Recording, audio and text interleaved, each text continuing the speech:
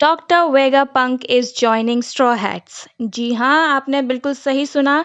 Chapter 1067 punk records. इसके according आगे जाके डॉक्टर वेगापंक स्ट्रॉ हैट्स को ज्वाइन करेगा। उसके बाद बॉनी उससे पूछेगी कि उसका बड़ा सा सिर कहाँ गया। जी हाँ, डॉक्टर वेगापंक का बहुत बड़ा सिर है जिसे आगे जाके डॉक्टर वेगापंक कटवा देता है। उस पर लूफी पूछता है कि क्या उसके सर कटवाने से वो बेवकूफ हो गया है। आपको क्या लगता है, बेवकूफ हो गया है? जी नहीं, डॉक्टर वेगापंक पहले भी जीनियस था, लेकिन उसके बाद उसने खाया डेविल फ्रूट नोमी नोमी नोमी, जिसकी वजह से उसका सिर बड़ा हो गया। कैसे बड़ा हुआ? एक्चुअली उसके फ्रूट की पावर है कि वो जितनी नॉलेज गेन करेगा, जितनी ज़्यादा डिटेल्स गेन करता जाएगा, छोटी बड़ी, उसका सर उतना ही बड़ा होता जाएगा। और जितना ज़्यादा डेटा एब्जॉर्ब होगा, उसका साइज उतना बड़ा होगा, जो कि बहुत इनकन्वीनियंट है। एक बड़ा सा सर लेके घूमना ऑब्वियसली इनकन्वीनियंट होगा, जिसकी वजह से वेगापंक अपने ब्रेन को यानी कि अपने सिर को कटवा देता है। कटवाने के बाद वो उसे बताता है, वेगापंक बताता है कि वो बेवकूफ़ नहीं हुआ है, बल्कि उसका जो मेन ब्रेन है, यानी कि जिसको हम पंक रिकॉर्ड के नाम से जानेंगे आगे जाके, वो एक डेटाबेस या एक स्टोरेज का काम करेगा जो उसके ब्रेन से कनेक्टेड है।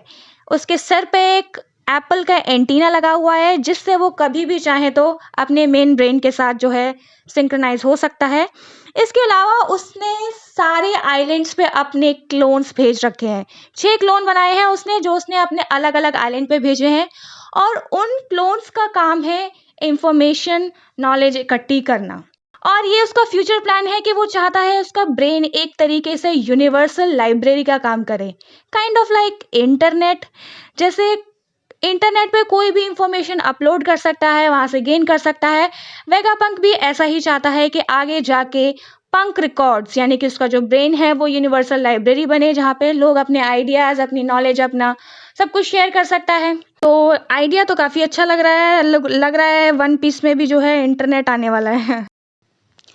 डॉक्टर वेगापंक बताता है कि कैसे डेविल फ्रूट्स वर्क करते हैं।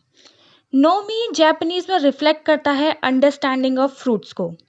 यानी कि वेगापंक बताता है कि फ्रूट्स एक तरीके से कंटेनर हैं, जिनके अंदर जो है अलग अलग स्पिरिट्स, डेविल्स की स्पिरिट्स जो हैं वो हैं उनके अंदर।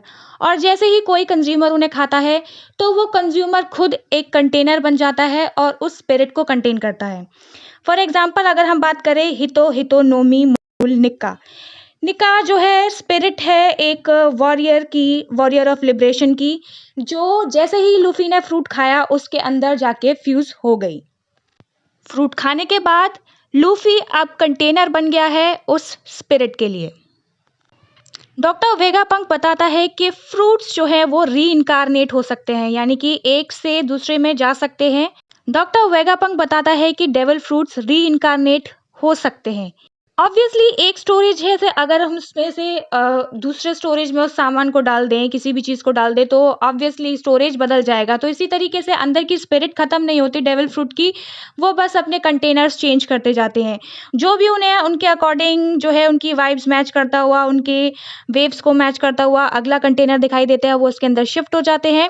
और इसके साथ जो भी पहला कंज्यूमर होता है उसके लीनिएज, उसका डीएनए वगैरह सब कैरी करते हैं, एंड फिर नेक्स्ट जो भी कंज्यूमर आएगा उसके अंदर वो जाके फ्यूज हो जाएंगे उसका। इस वजह से ही जो भी नेक्स्ट कंज्यूमर होता है उसको पहले से ही पता चल जाता है कि उसके अंदर कौन सी पावर है और उसने कौन सा डेविल फ्रूट खाया, उसका नाम। इसके अलावा डॉक्टर वेगापंक उन्हें ये भी बताता है कि उसे पता है मोमोस्के ने उसका बनाया हुआ आर्टिफिशियल डेविल फ्रूट खाया है, लेकिन वो बताता है कि मोमोसुके की जो ग्रोथ है वो कभी भी काइडो जैसी नहीं हो सकती, क्योंकि वो उस डेविल फ्रूट को प्रॉपरली जो है रिक्रिएट नहीं कर पाया। तो जो है उसको अपने फ्रूट के बारे में या अपनी पावर्स के बारे में ज़्यादा नहीं पता है, और वो धीरे धीरे जो है डेवलप कर रहा है और अपनी ग्रोथ कर रहा है। वो हालांकि उसने ये फ्रूट जो आर्टिफिशियल फ्रूट बनाया था वो काइडोज की लीनियज से ही बनाया था 20 साल पहले, बट फिर भी वो उस फ्रूट को प्रॉपरली नहीं बना पाया, वो एक फेलियर है। डॉक्टर वेगापंक बताता है कि कोई यूनिवर्सल पॉइंट है जहाँ से ये सारे डेविल फ्रूट्स आ रहे हैं। जो कि शायद कोई ट्री है, सनलाइट ईव। और ये ट्री जो है वर्क करेगा यूनिवर्सल बैकअप सिस्टम की तरह सारे के सारे डेविल फ्रूट्स के लिए। वेगापंक बताता है कि स्क्रैप यार्ड में पाए जाने वाले एंशिएंट आयरन को व्हाइट सेंचुरी से पहले बनाया गया था और एक बार 200 साल पहले मैरी जॉयस पर हमला किया गया था। हालांकि इससे पहले कोई नुकसान हो सके, इसने काम करना बंद कर दिया था। रॉबिन नोटिस करती है कि रोबोट का हमला उस समय हुआ था जब फिशमैन आइलैंड को वर्ल्ड गवर्नमेंट में शामिल किया गया था। शाका बताता है कि रोबोट का एनर्जी सोर्स अननोन है।